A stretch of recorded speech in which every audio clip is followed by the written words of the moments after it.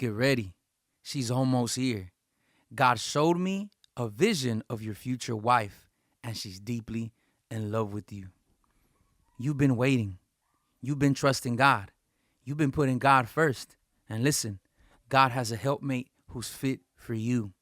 See, when God created Adam, he created a helpmate for him that was going to help him in the garden. God has a calling for your life. God has a plan and a purpose for your life. You see, the man was made in the image of God. God has a plan for you. God has a purpose for you. And the Bible says the same way that God is the head of Christ and Christ is the head of the man is the head of his wife. God has a woman that's going to be submissive. God has a woman that's deeply in love with you. God has a woman who's not going to try to be your head, who's not going to try to overpower you, who's not going to try to dominate you. No, God has a woman that loves him and respects him. And because she loves him and respects him, God has this woman who loves and respects you, and she's going to honor you, and she's going to help you step into your purpose. That's why the woman was created. The woman was created to be a helpmate for the man, to help him walk into his purpose, to be that soft voice of comfort when he's going through his struggles, when he's going through his battles. And God has his future wife. He's prepared for you, and she's deeply in love with you. She's going to be a blessing to your life. Listen to this. In the book of Ruth, this is the type of character that she's going to have. In the book of Ruth, there's a woman called Ruth, and she has a sister-in-law called Orpa. Now listen, this is very important because Orpa and Ruth are perfect pictures of the two type of women that are in the world today. And you don't want a woman like Orpa. Listen to this. Orpa and Ruth were sister-in-laws. They were married to brothers, but these two brothers died. So these women were very young, and they became widows at a young age. In their early 20s, they became widows, and they had no children. They only had their mother-in-law named Naomi. Now, at first, Orpa and Ruth were going to follow Naomi. Naomi was going to go back to her hometown, to the land of Israel, and they were going to follow her. But Naomi said, why do you want to follow me? Y'all young, y'all beautiful. Y'all can go and get married. Now pay attention, because this is the type of character that your future wife's going to have. This is the type of woman that you need to wait for, okay? Keep trusting God. You've been waiting. You've been trusting. Don't settle just for anyone. No, no, no, no. You don't want an Orpa. You want a Ruth. And this is the type of woman that God has for you. Pay attention. Naomi tells Orpa and Ruth, why are you following me? I'm old. I can't have any more kids. There's nothing in it for you. If you follow me, you're never going to get married. Orpa said, okay, I'm gone. Ruth said, it doesn't matter.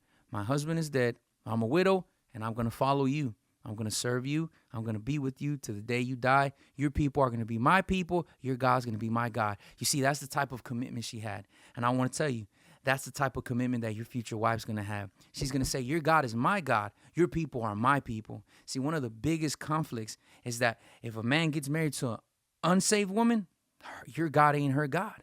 If a man gets married to an unsaved woman that doesn't respect God, oh, your family this, your family that. She's going to be separated. She's going to be divided. But remember, Ruth said, your people are my people. Your God is my God. Wherever you go, I'm going to go. That's what she was telling Naomi. And it's going to translate later because we're going to see how she gets married to a man named Boaz, okay? God has this woman waiting for you. So you be patient. Let God continue to prepare you. Remember, you're going to be the head of your wife, and she's going to help you step into your purpose. God has a plan, and God has a purpose for you. Listen. But Orpa starts looking back.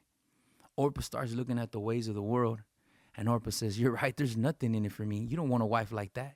You don't want a wife like that. See, the vows say for better or for worse, in riches or in poverty, in sickness or in health, forsaking all others. But Orpa, she says, no. She starts looking back, and she tells Naomi, you're right, there's nothing in it for me. And she leaves. She leaves. But Ruth stays with her mother-in-law. See, she's committed. She's loyal. She's faithful. See, the future wife that God has for you, because you're waiting, because you're trusting him, because you're continuing to let God work in your life and you're being faithful to the Lord, she's going to be faithful. She's going to be committed to you. She's going to be faithful and committed to you. Why? Because she's faithful and committed to God. And because she's faithful and committed to God, you're going to be able to have peace in your heart. Because wherever she might go, you might not be there, but wherever she might go, because she's faithful and committed to God, your heart is going to be at rest. Your heart is going to be at peace. Well, Ruth goes back with Naomi. She goes back to the land of Israel. She's not doing it for nothing of self-gain or self-interest. But then there's a man there. There's a man there named Boaz. And he's single. And he loves God. And somehow, some way, he's single and he loves God. And he's well off. And he hasn't been married yet. He hasn't been married yet. You see, there's a reason you're not married yet. God is preparing her. God is preparing. Don't look at it like God's keeping something from you. No, God is preparing her for you. You don't want a quick microwave wife. No. You want a wife that God has prepared, that God has nurtured, that God has instructed. Remember, you want a wife that fears him and respects him, because if she loves him and respects him, she's going to love and respect you, and your heart's going to be at peace. Why? Because you're going to know, my woman loves the Lord. My woman respects God, and because she respects God, she respects me.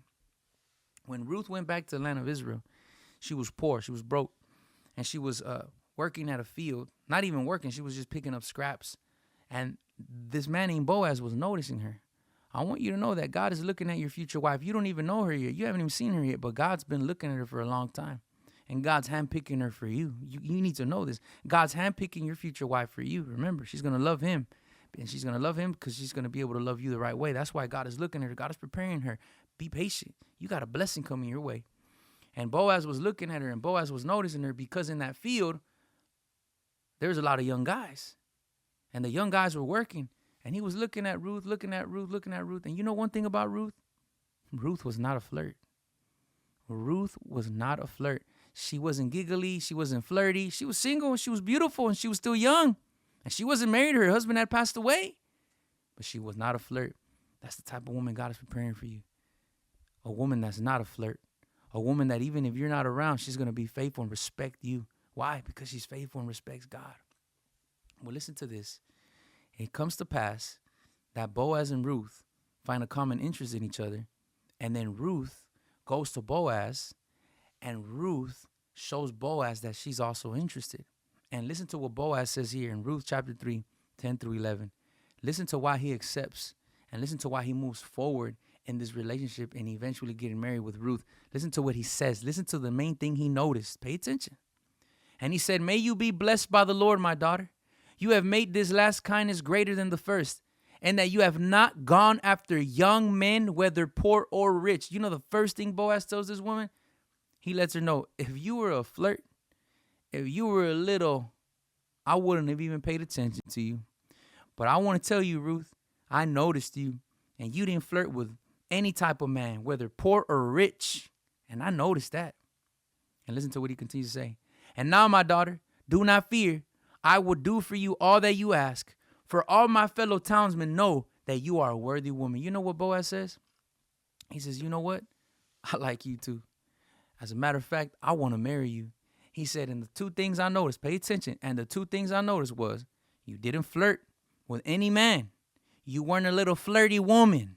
And he said, and the second thing, the reason that I'm stepping forward is because all the other men in the town, they noticed that too.